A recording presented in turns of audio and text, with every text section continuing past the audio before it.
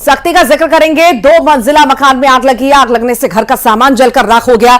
सूचना मिलते ही मौके पर फायर ब्रिगेड की टीम पहुंची। दमकल विभाग ने आग पर काबू पा लिया है।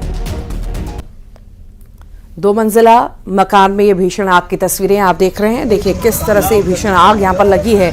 आग का तांडव देखने को मिला है। चूंकि बहुत ज्यादा गर्मी है और गर्मी के दिनों में कई जगह पर आग की घटनाएं हमने देखी। इसी बीच ये भी एक तस्वीर, 2 मंजिला मकान में ये भीषण आग और देखते देखते इसने विकराल रूप लिया। ज्यादा जानकारी लेंगे। कैलाश कश्यप हमारे साथ जुड़ गए हैं। कैलाश, 2 मंजिला बिल्डिंग में ये आग किन्हीं कारणों से आग लगना बताई जा रही है, स्थिति क्या है बताइए। जी किसी अज्ञात कारण से ये आग लग गई और आग के लपेटे में 2 मंजिला मकान पूरी तरह से जलकर खाक हो गई है। और सूचना के बाद भी दमकल की गाड़ी और न ही नगर पालिका प्रशासन समय पर पहुंचे, जिसके कारण आग जो है भड़कती गई और पूरी तरह जल के जो है सामान खाक हो गई है। ये सुरक्षा के पोल को खोलते नजर आते हैं कि किसी की सूचना के 2 घंटे बाद यदि कोई दमकल की गाड़ी पहुंचती है, नगर पालिका परिषद के अधिकारी कर्मचारी पहुंचते हैं। ये बहुत दुखद बात है, क्योंकि सूचना के 2 घंटा बाद नहीं पहुंच पाना कहीं न कहीं सुरक्षा की दृष्टि से देखा जाए तो नगर पालिका और दमकल की पोल खोलते नजर आ रही है।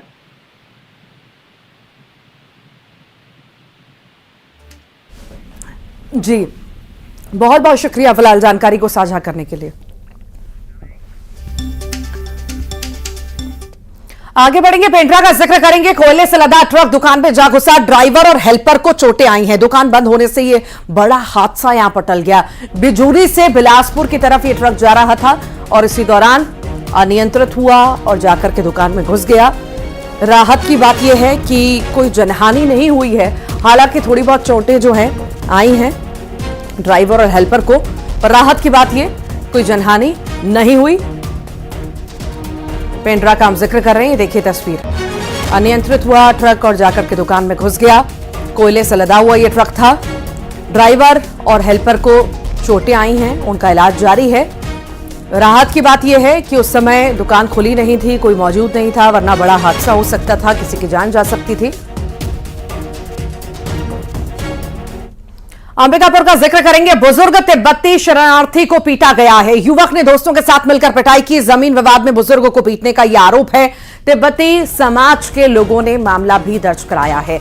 आरोपी संतोष यादव के खिलाफ मामला दर्ज हुआ है। कमलेश्वरपुर थाने के कुनिया गांव का ये पूरा मामला बताया जा रहा है, जहां पर जमीन विवाद में मारपीट और उसके बाद अब ये मामला दर्ज हुआ है।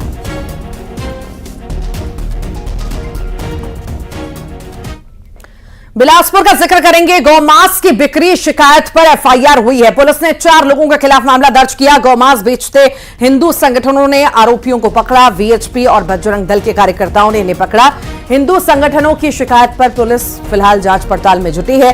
कोटा थाना क्षेत्र के टांडा पंचायत का यह पूरा मामला है।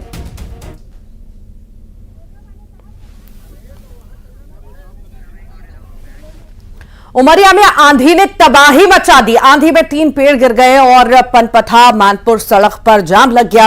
देर रात जेसीबी की मदद से पेड़ हटाए गए। मानपुर थाना क्षेत्र का यह मामला है। देखिए ये तस्वीरें।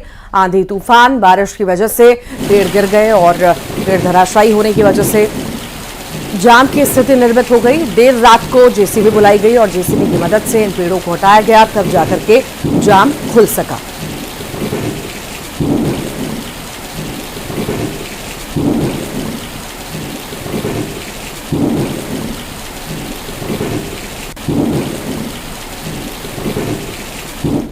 कोरबा जिले के वनमंडल कटघोरा में घूम रहा जंगली भैंसा बाइसन सलोरा गांव पहुंच चुका है, जहां खेत की ओर गई दिव्यांग युवती पर उसने हमला कर दिया। बाइसन के हमले से युवती गंभीर रूप से घायल है, इलाज के लिए अस्पताल में भर्ती है।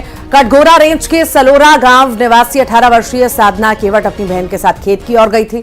इसी दौरान बाइसन ने उस पर हमला किया। युवती मुखबधिर बताई जा रही है, वो इसी वजह से इशारा भी नहीं कर पाई, लेकिन उसकी छोटी बहन कुछ समझ नहीं पाई। बाद में छोटी बहन के शोर मचाने पर ग्रामीण मौके पर पहुंचे और युवती को अस्पताल पहुंचाया।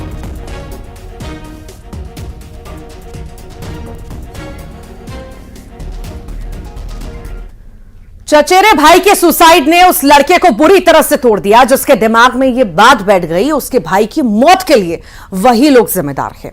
वो लड़का भाई की मौत का बदला लेने गया, लेकिन फिर उसी लड़के की लाश मिली। परिवार रो रो कर फरियाद कर रहा है, आखिर उनके घर के दोनों बेटों का कसूर क्या था।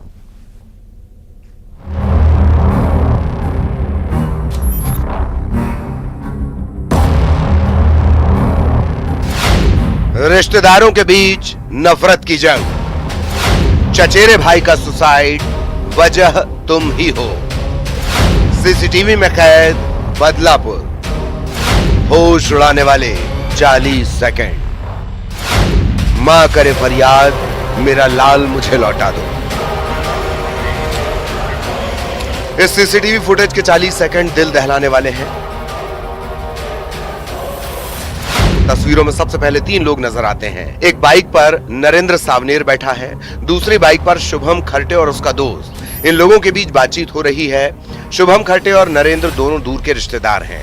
कुछ देर तक बातचीत हो रही है, लेकिन उसके बाद जो तस्वीर कैद हुई वो दिल दहलाने वाली है। शुभम के बड़े भाई ने इंदौर में आत्महत्या कर ली थी। उसका आरोप नरेंद्र के परिवार पर ये लोग लगाते हैं। तो उसी बात को लेके ये आज वहां पर गए थे। इनके बीच में शुरुआत में कुछ बातचीत हुई, उसके बाद शुभम ने वहां नरेंद्र के घर मारपीट कर दी और इसी मारपीट के पश्चात जो घायल नरेंद्र था उसने भी शुभम के साथ मारपीट की। चाकू से ऐसा वीडियो फुटेज में दिखाई पड़ रहा है। तैश में शुभम बाइक से उतरता है, जैसे उसके सिर पर मानो खून सवार हो। चाकू निकालकर नरेंद्र पर वार करता है। ये वार नरेंद्र की जांघ पर लगा। चीखने चिल्लाने की आवाज सुनकर लोग बाहर आए।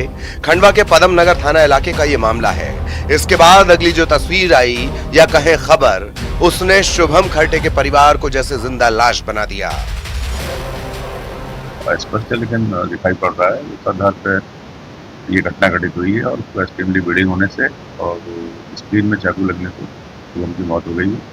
उसके साथ ही नरेंद्र भी घायल है, जो भी अस्पताल में एडमिट है और दोनों ओर से प्रयास करने घायल किए गए हैं। एक में हत्या और दूसरे में हत्या का प्रयास करना कायम किया गया। इस क्राइम सीन से महज 100 से 200 मीटर की दूरी पर शुभम जख्मी हालत में मिला, जिस पर चाकू से वार किया गया था। अस्पताल में इलाज के दौरान शुभम की मौत हो गई। शुभम की हत्या का इल्जाम नरेंद्र पर लगा। मृतक शुभम की मां रो रो कर यही सवाल कर रही है, मेरे बेटे को क्यों मारा। शुभम के बड़े भाई ने इंदौर में आत्महत्या कर ली थी। उसका आरोप नरेंद्र के परिवार पर ये लोग लगाते हैं। तो उसी बात को लेके ये आज वहां पर गए थे। इनके बीच में शुरुआत में कुछ बातचीत हुई, उसके बाद फिर शुभम ने वहां नरेंद्र के घर मारपीट कर दी। आखिर ये खून खराबा क्यों हुआ? क्यों एक घर का चिराग बुझ गया? तफ्तीश में ये बात सामने आई कि शुभम के भाई योगेश ने 4 मार्च को सुसाइड कर लिया था। दरअसल नरेंद्र की रिश्तेदार लड़की और शुभम का चचेरा भाई योगेश कुछ महीने पहले घर से चले गए थे। बाद में लड़की घर आ गई थी। आरोप के योगेश पर बाद में लड़की के परिवार वालों द्वारा दबाव बनाया गया और उसने सुसाइड कर लिया। शुभम को चचेरे भाई योगेश की मौत झकझोर गई थी। नरेंद्र के परिवार की किसी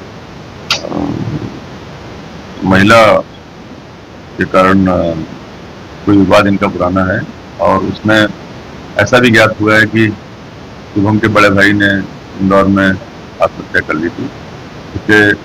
उसका आरोप नरेंद्र के परिवार पर ये लोग लगाते हैं।